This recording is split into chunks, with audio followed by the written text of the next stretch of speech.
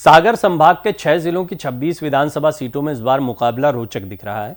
फिलहाल 9 सीटों पर भाजपा और 7 पर कांग्रेस मजबूत है। 10 सीटों पर कांटे की टक्कर है। इनमें 7 सीटें ऐसी हैं जहां जातीय समीकरण और बागियों के कारण दोनों दलों का गणित बिगड़ता दिख रहा है। 3 सीटों पर मुकाबला त्रिकोणीय है। हमने सागर संभाग का दौरा कर हर सीट के सियासी समीकरण समझे। सबसे ज्यादा चर्चा सागर सीट की है, जहां जेठ और बहू आमने सामने। मैंने कई एक्सप्लेनर्स आपको दिखाए। राजनगर, महाराजपुर और निवाड़ी सीट पर त्रिकोणीय मुकाबला है। ये वो सीटें हैं जहां कांग्रेस बीजेपी से टिकट नहीं मिलने पर दावेदार सपा या बसपा के टिकट पर ताल ठोक रहे हैं। सागर जिले को पावर हाउस भी कहा जा रहा था। क्यों? क्योंकि 3-3 मंत्री चुनाव लड़ रहे हैं। खुरई से भूपेंद्र सिंह है, रैली से गोपाल भार्गव है, सुर्खी से गोविंद सिंह राजपूत हैं और ये तीनों ही बड़े कद्दावर नेता हैं इस क्षेत्र के। और तीनों मंत्रियों की जगह थोड़ा सागर को समझ लीजिए, इस पर आगे जाएं। बुंदेलखंड का एक महत्वपूर्ण इलाका है सागर, मध्य प्रदेश में जो बुंदेलखंड का हिस्सा पड़ता है। पानी की समस्या हो, थोड़ा पिछड़ापन हो, किसानों की समस्या हो, सिंचाई की समस्या हो, ये कुछ मुख्य चुनौतियां रही हैं। यहाँ पर इलाज बेहतर हो, कॉलेजेस बेहतर हों, जीवन स्तर बेहतर हो, क्योंकि आज भी बहुत पिछड़े इलाकों में अगर आप मध्य प्रदेश के जाएंगे, हालांकि खुद सागर एक शहर के तौर पर काफ़ी विकसित हुआ है, लेकिन ज़्यादातर ग्रामीण इलाकों से बुंदेलखंड का ये इलाका अटा हुआ है। और फिर यहीं से उत्तर प्रदेश के ललितपुर, झांसी की तरफ आप निकल जाते हैं, वो भी बुंदेलखंड का रास्ता होता है। तो काफ़ी ये एक तरीके से आप उत्तर प्रदेश से लगा हुआ या बहुत नज़दीकी इसको मान सकते हैं। लेकिन सागर राजनीति के लिहाज से बहुत ही महत्वपूर्ण है। सागर यूनिवर्सिटी, यहाँ की श्री हरि सिंह गौर विश्वविद्यालय यहाँ की बड़ी पहचान रहा है, आज भी है, बहुत ही शानदार विश्वविद्यालय माना जाता है। तो ये तो कुछ पहचान हुई, इस जगह के बारे में बात हुई। अब अगर बात करें यहाँ की राजनीति की और अभी किस तरह का मुकाबला है, तो उसको थोड़ा डिटेल में समझते हैं। कांग्रेस की कोशिशें थी कि मंत्रियों को उनकी सीटों पर टाइट फाइट दी जाए, लेकिन जमीन पर कांग्रेस की रणनीति कमजोर दिख रही है। बंडा सीट पर बीजेपी के बागी सुधीर यादव, आप और रणजोर सिंह बुंदेला ने बसपा से मैदान में उतरकर भाजपा के समीकरण बिगाड़ दिए हैं। नरियावली में भाजपा कांग्रेस में बगावत के भरोसे है। देवरी और बीना में मुकाबला बराबरी का दिख रहा है। 2018 के विधानसभा चुनाव में कांग्रेस ने दमोह सीट जीती। 2021 के उपचुनाव में भी कांग्रेस ने कब्जा बरकरार रखा। कांग्रेस के मौजूदा विधायक के सामने बीजेपी ने पूर्व मंत्री जयंत मलैया को उतारा है। मलैया का यहां अपना आधार है। उपचुनाव में पार्टी की हार से यह साबित हो गया। जबेरा सीट पर बीजेपी के बागी पूर्व जिला अध्यक्ष विनोद राय गोंडवाना गणतंत्र पार्टी से मैदान में है। इसी तरह जिला पंचायत सदस्य रजनी ठाकुर कांग्रेस से बागी होकर बीएसपी से मैदान में है। बीजेपी को कम और कांग्रेस को ज्यादा नुकसान होता दिख रहा है।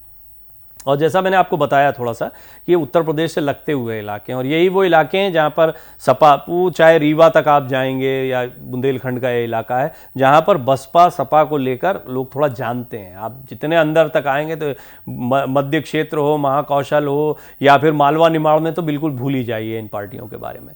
छतरपुर जिले की 4 सीटों पर भाजपा और कांग्रेस के बागी सपा बसपा के टिकट पर मैदान में है। छतरपुर, महाराजपुर में कांग्रेस और राजनगर, बीजावर में भाजपा के सामने अपने ही चुनौती बने हुए हैं। बीजावर में बीजेपी से 2 बार विधायक रही रेखा यादव के सपा के टिकट पर मैदान में आने से मुकाबला त्रिकोणीय हो गया है।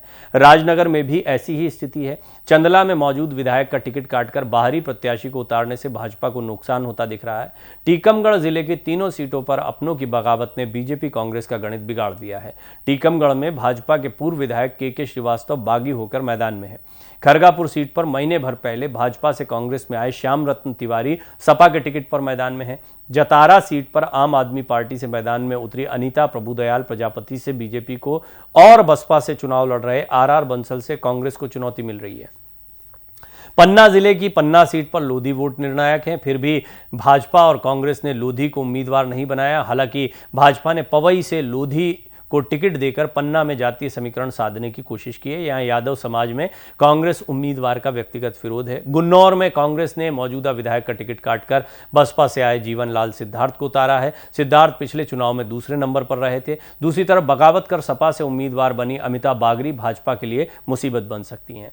निवाड़ी में मुकाबला अलग तरह का। भाजपा नेता कमलेश्वर देवलिया और कुक्कुट विकास निगम के अध्यक्ष नंदराम कुशवाहा निर्दलीय मैदान में है। कांग्रेस ने भाजपा जिला पंचायत अध्यक्ष सरोज राय के बेटे अमित राय को उम्मीदवार बनाया है। यहां से बसपा ने अवधेश राठौर को उतारकर कांग्रेस के समीकरण बिगाड़ दिए हैं। ऐसे में सपा उम्मीदवार मीरा यादव को फायदा हो सकता है। पृथ्वीपुर में भाजपा ने समाजवादी पार्टी से आए डॉक्टर शिशुपाल यादव को उतारा है। यादव पर बीजेपी के कई नेताओं के खिलाफ मुकदमे दर्ज कराने के आरोप हैं, जिससे पार्टी के अंदर विरोध है।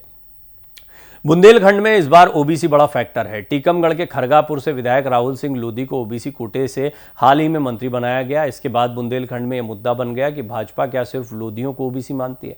आंकड़े देखें तो बीजेपी ने प्रदेश में 11 लोधी उम्मीदवार उतारे हैं, जबकि 7 यादव 4 कुशवाहा को टिकट दिया गया है। बुंदेलखंड में 4 लोधी और 2 यादव उम्मीदवार हैं। कुशवाहा समाज को एक भी टिकट नहीं दिया गया। ऐसे में यादव और कुशवाहा समाज एकजुट हो रहा है। लाडली बहना योजना भी इलाके में बड़ा सियासी मुद्दा है। ये बहुत महत्वपूर्ण जगह है और सागर संभाग में ऐसे तो बहुत सारी चीज़ें आ जाती, लेकिन बुंदेलखंड में भी एक दिलचस्प मुकाबला देखने को मिलेगा।